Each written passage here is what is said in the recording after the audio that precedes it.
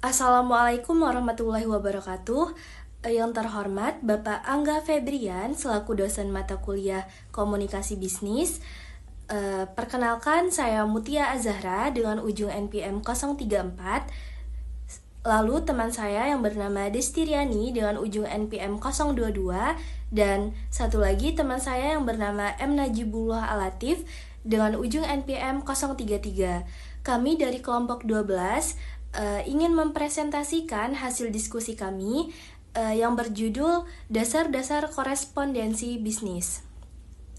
Nah, yang pertama itu akan dibacakan oleh saya sendiri. Baiklah, yang pertama yaitu ada pengertian surat dan surat bisnis. Nah, surat adalah alat komunikasi tertulis yang digunakan untuk menyampaikan pesan, informasi, atau permintaan dari satu pihak kepada pihak lainnya yang berfungsi sebagai dokumentasi resmi dari komunikasi yang terjadi. Nah, surat ini bisa berisi apa saja, mulai dari kabar, permintaan, bahkan sampai informasi yang penting. Fungsinya adalah seperti bukti kalau kita sudah berkomunikasi dengan orang atau individu lain. Nah, kalau surat bisnis itu adalah surat yang digunakan dalam konteks dunia bisnis atau dunia usaha yang profesional, berfungsi untuk berkomunikasi secara resmi antara perusahaan, organisasi, atau individu dalam kapasitas profesional. Surat bisnis ini spesial karena digunakan dalam dunia kerja atau dunia bisnis. Misalnya, perusahaan ingin menawarkan produk ke perusahaan lain, maka mereka akan mengirimkan surat bisnis tersebut. Nah, tujuannya ini supaya komunikasi ini jadi lebih resmi dan formal, juga ada catatan tertulisnya. Itu ada fungsi-fungsi surat bisnis. Nah, yang pertama, fungsinya adalah untuk berkomunikasi secara formal. Nah, surat bisnis adalah alat resmi untuk berkomunikasi dengan pihak lain, baik itu perusahaan, klien, atau rekan bisnis. Nah, bahasa yang digunakan juga harus formal dan sopan, sesuai dengan etika dan bisnis. Sesuai etika bisnis. Contohnya seperti surat penawaran kerja, surat pengunduran diri, atau surat perjanjian kerjasama. Yang kedua yaitu ada sebagai dokumentasi. Nah, surat bisnis ini berfungsi sebagai bukti tertulis atau surat transaksi, perjanjian, atau komunikasi yang telah terjadi. Nah, ini tuh penting untuk menjaga transparansi dan akuntabilitas dalam bisnis. Contohnya seperti surat pesanan barang, surat tanda terima, atau surat konfirmasi. Yang ketiga yaitu ada sebagai negosiasi. Nah, surat bisnis bisa digunakan sebagai alat untuk memulai atau melanjutkan negosiasi bisnis. Melalui surat ini, kita bisa menyampaikan penawaran, permintaan, atau persyaratan secara tertulis. Contohnya seperti surat penawaran harga, surat klaim, atau surat permintaan revisi. Nah, yang keempat yaitu sebagai pengumuman. Nah, surat bisnis dapat digunakan untuk menyampaikan informasi penting kepada banyak pihak lain secara resmi. Contohnya seperti pengumuman perubahan kebijakan perusahaan, pengumuman produk baru, dan pengumuman hasil rapat. Yang kelima yaitu ada permohonan dan pengajuan. Nah, surat bisnis ini sering digunakan untuk mengajukan permintaan atau permohonan seperti izin, kredit, atau informasi. Nah, contohnya seperti surat permohonan kredit, surat permohonan izin cuti, dan surat permohonan informasi. Baik, materi selanjutnya akan saya lanjutkan, yaitu mengenai pengelompokan surat. Yang dimana di sini terdapat 4 surat, yakni yang pertama ialah surat resmi, yang artinya adalah surat ini diterbitkan oleh instansi atau perusahaan dengan format dan tata cara tertentu. Contoh suratnya adalah surat keputusan, surat undangan resmi, dan juga surat laporan.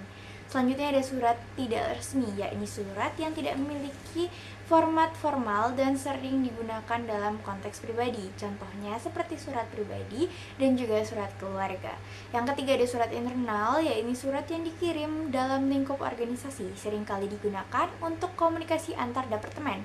Contohnya seperti memo dan nota dinas. Yang terakhir adalah surat eksternal, surat yang dikirim ke pihak luar organisasi seperti klien atau mitra bisnis. Contohnya seperti surat penawaran, surat permintaan informasi. Kita lanjut ke bagian selanjutnya, yaitu bagian surat dan bentuk surat. Bagian surat sendiri terdiri atas kop surat, yaitu bagian di bagian atas surat untuk mencantumkan nama, alamat, dan logo perusahaan atau organisasi. Kop surat ini memberikan identitas resmi bagi pengirimnya. Yang kedua ada tanggal pembuatan surat. Ini penting untuk menunjukkan kapan surat tersebut dibuat. Yang ketiga ada nomor surat. Nomor ini surat adalah nomor unik yang diberikan untuk keperluan administrasi dan referensi. Nomor ini membantu dalam pelacakan dan pengarsipan surat. Selanjutnya ada alamat tujuan. Bagian ini mencantumkan nama dan alamat lengkap penerima surat. Ini memastikan surat sampai ke pihak yang dituju. Selanjutnya salam pembuka, yaitu kalimat awal yang digunakan untuk memulai suatu surat. Biasanya menggunakan sapaan formal seperti yang terhormat Bapak atau Ibu. Lalu ada isi surat, bagian utama dari surat yang berisi pesan atau informasi yang ingin disampaikan. Isi surat ini harus jelas, padat, dan terstruktur dengan baik. Yang selanjutnya ada salam penutup, yaitu kalimat yang digunakan untuk menutup surat dengan sopan seperti hormat kami atau salam hormat. Selanjutnya ada tanda tangan dan nama pengirim. Bagian ini di mana pengirim menandatangani surat disertai dengan nama lengkap dan jabatan pengirim jika relevan. Selanjutnya yang terakhir ini lampiran, yaitu dokumen tambahan yang disertakan bersama surat jika ada.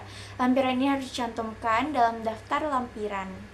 Kemudian ada bentuk surat yang terbagi menjadi dua macam. Yang pertama yaitu surat resmi, yakni yang mengikuti format standar yang ditetapkan oleh organisasi atau instansi, biasanya menggunakan kop surat dan format yang seragam.